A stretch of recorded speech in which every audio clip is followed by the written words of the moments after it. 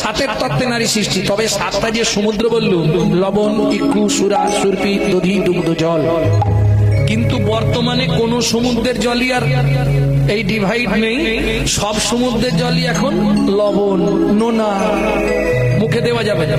সে আপনি কি চেন্নাই যান, আর কি দীঘায় যান, কি পুরীতে যান, সমুদ্রের জল সব জায়গাতেই নোনা। কেন? দুগ্ধ সমুদ্র, দধি সমুদ্র, এগুলোর জল তো পরিষ্কার ছিল, নোনা হলো কেন? এটাও অভিশাপ। এইসব তত্ত্ব বলতে গেলে আর লীলা শোনা হবে না, তাই না? কার অভিশাপ? এখন কুমারী অবস্থায় পার্বতী কাকে ভালোবাসত? শিবকে। এখন সমুদ্র রাজের খুব ইচ্ছা পার্বতীকে বিয়ে করবে। বললে, দেখো পার্বতী, শিবের কি আছে তুমি ওর প্রতি মন দিয়েছো?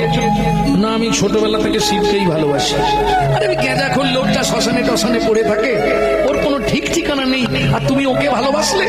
পার্বতী বলে, শোনো, সব নিন্দা সহ্য করব, স্বামী নিন্দা সহ্য করব না। যদিও আমার স্বামী হয়নি, কিন্তু তাকে তো আমি পতির আসনে বসিয়েছি, তাকে আমি একদিন না একদিন বিয়ে করব। সমুদ্ররাজ, তুমি এসব কথা আমাকে বলো না, কিন্তু ওই যে অভ্যাস, সামান্য শিবের মতো একটা, যার কোনো জামা কাপড় নেই, দিন রাত বাকছাল করে শ্মশানে মশানে পড়ে থাকে, তুমি তাকে স্বামী রূপে নির্বাচন করছো?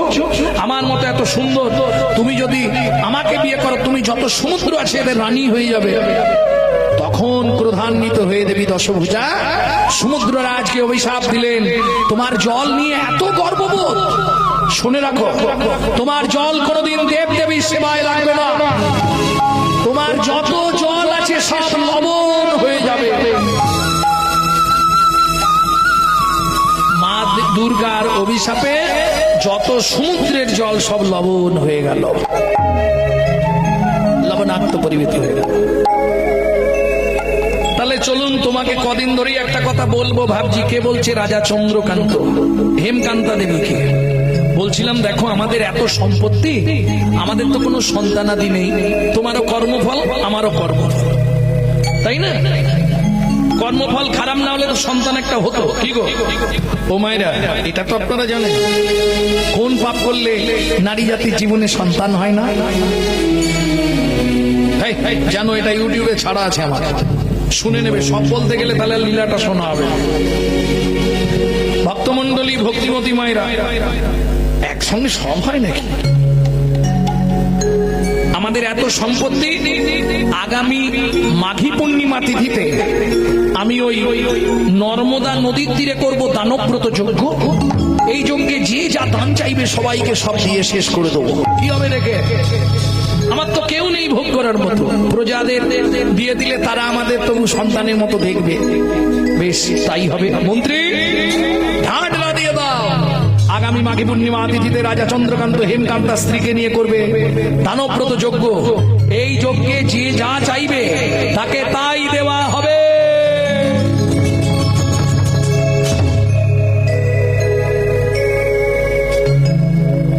দেখতে দেখতে মাঘী পূর্ণিমার দিন এলো। রাজা চন্দ্রকান্ত হেমকান্তাকে নিলেন নর্মদা নদীর তীরে। বিরাট শিবির রচনা করা হলো। একদম দানের বস্তু সব প্রস্তুত করেছো তো? কি কি এনেছো? অন্ন, বস্ত্র, খরচা সব এনেছো? বাহ! গাভী, মহাদাতা সাজিল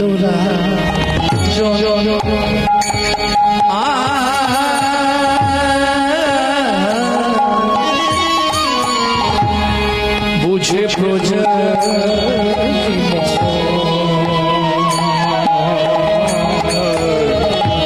মহাদাতা সেজেছে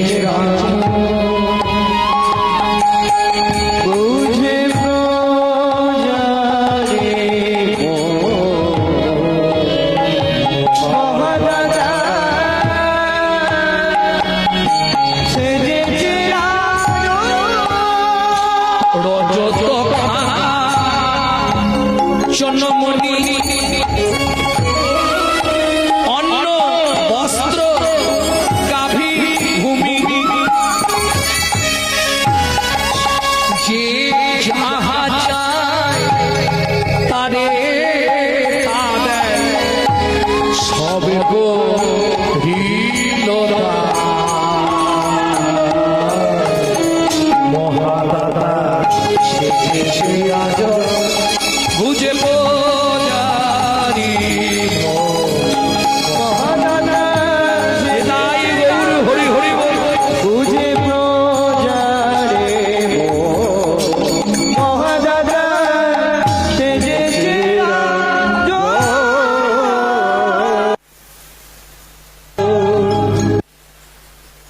জয় রাধে।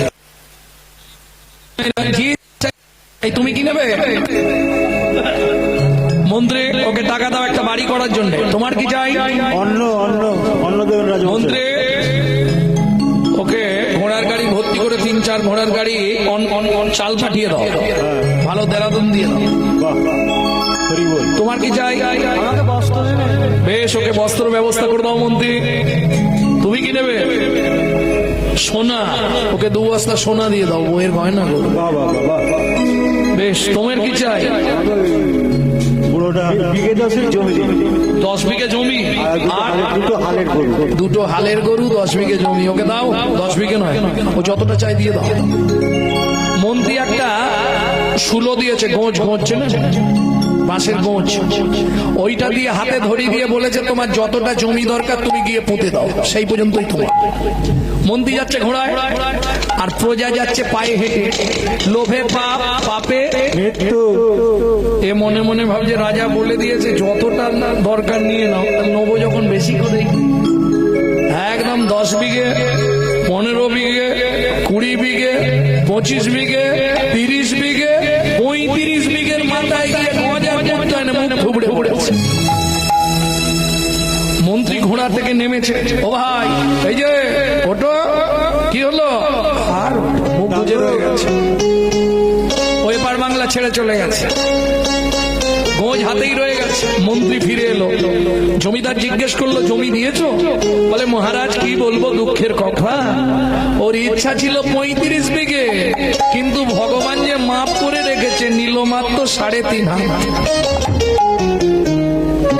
খুব ভেতরের কথা বলে দিলাম, যে যার বুঝে না। পরের জায়গা পরের জমি ঘর বানাইয়া আমি তো এই জমি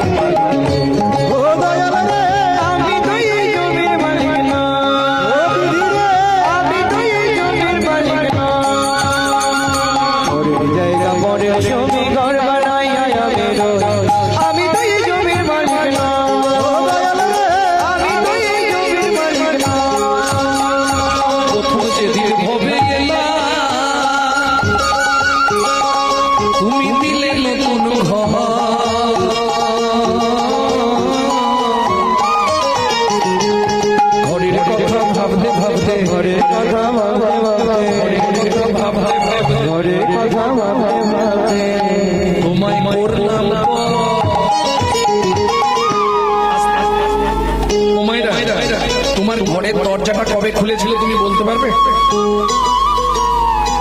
একটু চেষ্টা করো, বলে দিতে পারবে। অঙ্ক জানলেই বলে দেবে। একজন ব্যক্তি বলুন আপনার ঘরের দরজাটা কোন তারিখে খুলেছে? কি হলো? আসতে হবে না? যেদিন জন্মেছো।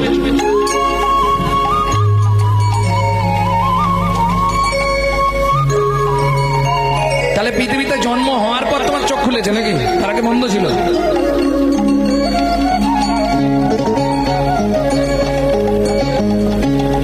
কি হলো বলতে পারবে না? আরে ডেটটা বলো না আমাকে, তারিখটা। তাহলে কবে ঘরের দরজা খুলেছে বলতে পারবে না?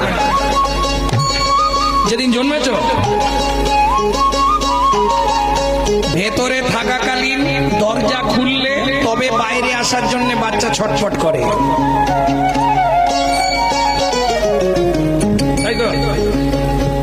বাদ দিয়ে দাও, খোলার ডেট বলতে পারবে না। আচ্ছা, বাইরে যেটা ঘটছে সেটা তো বলতে পারবে, কবে দরজা বন্ধ হবে তাই বলো।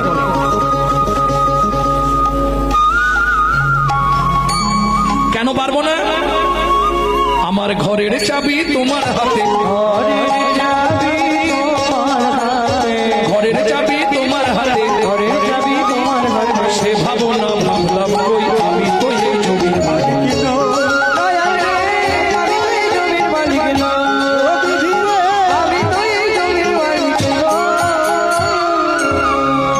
আমি তো এই জমির মালিক নই। তাহলে ঘরটা কার? আপনারা তো সব নিজেদের বাড়িতে থাকেন, অত সহজে বুঝবেন না। এর তত্ত্বটা বুঝতে গেলে যদি আপনাদের কলকাতায় কোনো আত্মীয় থাকে ভাড়াটে ঘরে, তাদেরকে জিজ্ঞেস করবেন। ভাড়াটিয়া ঘরের নিয়ম জানেন? মাস মাসের 1 থেকে 5 তারিখের মধ্যে আপনাকে ভাড়া পেমেন্ট করে দিতে হবে, নালে বিপদ আছে। অতএব আপনি যে ঘরটায় বাস করছেন এটা আপনার বাপকেলে সম্পত্তি নয়, এটা ভাড়াটিয়া ঘর, ভগবানের দেওয়া। আপনি মাসে মাসে যদি ভাড়া না দেন হঠাৎ করে বিপদ ডেকে আনে।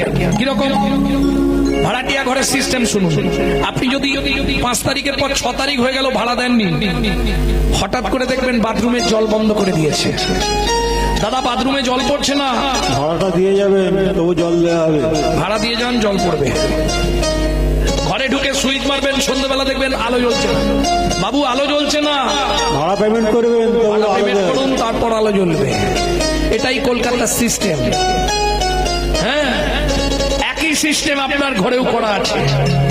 আপনি যদি ভাড়া না দেন, ঘর ব্যবহার করব ভাড়া দেবো না, হঠাৎ করে কোথাও কিছু নেই আপনার স্যাটেলাইট অফ করে দেবে। একই সিস্টেম। কোথাও কিছু নেই বাথরুমের জল বন্ধ করে দেবে, পেট ফুলে জয়েন্ট হয়। যা, হয় ভগবানকে দে, না হয় ডাক্তারকে দে, দিতে আপনাকে হবে। হয় ভাড়া আমাকে দে, ঘরের মালিককে দে, আর নাহলে বাইরে কোথাও দে। বুঝলে না? ভাড়া আপনাকে পেমেন্ট করতেই হবে। তবে ভগবানকে দিতে পারলে খুব সুবিধে হয়। কিছু নয়, হাতে কাজ করবেন, গুনগুন গুনগুন করে শুধু কৃষ্ণ নাম করে যাবেন, দেখবেন আপনি কত সুস্থ থাকবেন।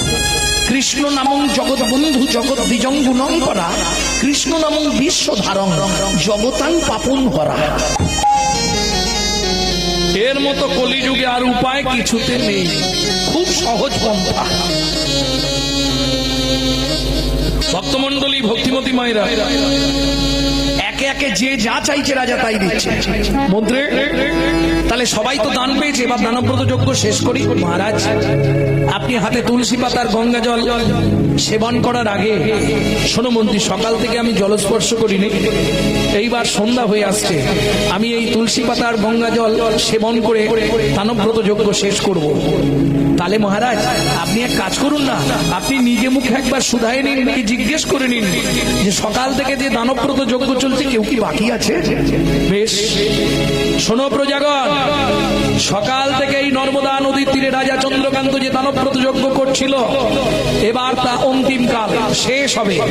শেষ হবার আগে, শেষ করার আগে আর একবার জানতে চাইছি, কেউ কি দান নিতে বাকি আছো? আমি আছি গো।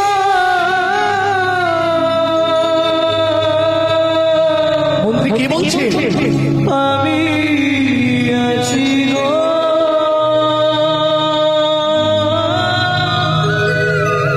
আমি এখনো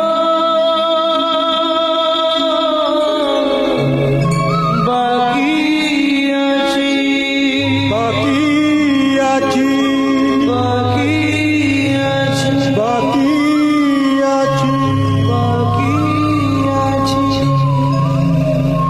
আসছি মহারাজ, আমি বাকি আছি। চমকে উঠলো রাজা দেখার সঙ্গে সঙ্গে। কে দাঁড়ালো এসে? হেন কালে নারদ ঋষি দাঁড়ালো সম্মুখে আসি। লোকালে নারদ ঋষি দাঁড়ালো সম্মুখে আসি। কহিলেন মধুর বচন, কহিলেন মধুর বচন। আমি এখনো বাকি আছি, আমি এখনো বাকি আছি। আমায় দান করো রাজা, আমি এখনো বাকি আছি। আমায় দান করো রাজা, আমি এখনো বাকি আছি। একেই বলে পরীক্ষা। 80 মণ দুধে 1 ফোঁটা গোচনা পড়ে গেল। কি হলো? নারদ মুনিকে দেখেই রাজা ক্রোধে অগ্নি প্রজ্বলিত। দূর হয়ে যা, সম্মুখ থেকে পেশনির কুবা। পেশনির কুমার। রাজা চন্দ্রকান্তে দান মাগো, কি সাধ্য তোমার? কি সাধ্য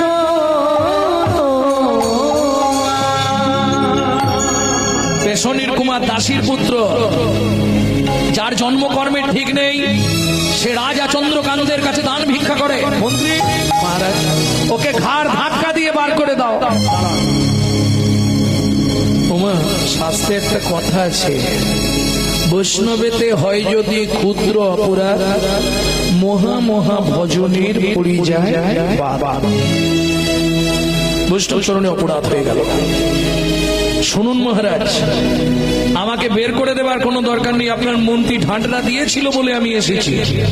আপনি দান না দেন ভদ্রভাবে আমাকে বলে দেবেন, কিন্তু ওইভাবে আমার সঙ্গে ব্যবহার করা আপনার ঠিক নয়।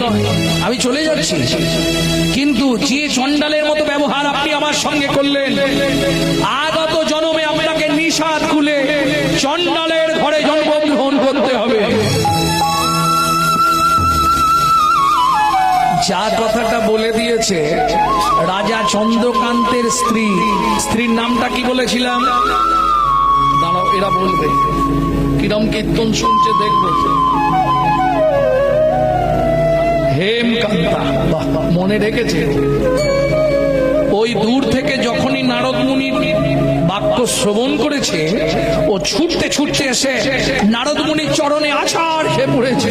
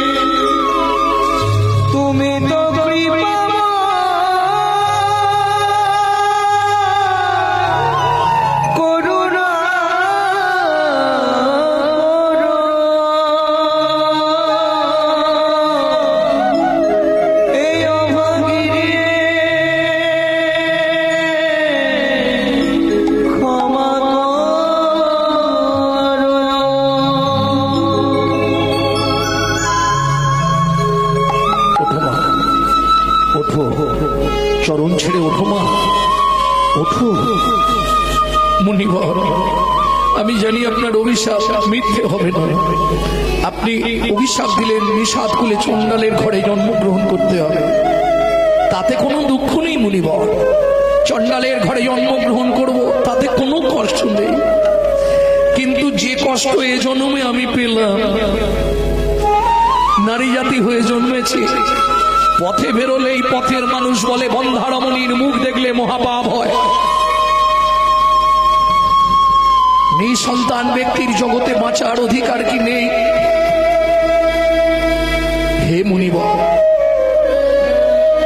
আপনি যে অভিশাপ দেবেন আমি মাথা পেতে নেব, শুধু একটা আশীর্বাদ আপনি আমায় করুন।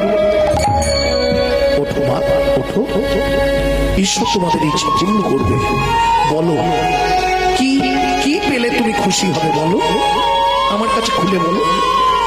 আমি আমার জীবন দিয়ে হলেও সেই বস্তু তোমায় দান করব। মুনিবর, নিষাদ খুলে চণ্ডালের ঘরে জন্মগ্রহণ করব, তাতে জীবনে কষ্ট কিছু নাই, কোনো দুঃখ নাই, পাবার আমার একটাই বাসনা, একটি সন্তান পাই যেন মুনি, সে তো হরি ভক্ত।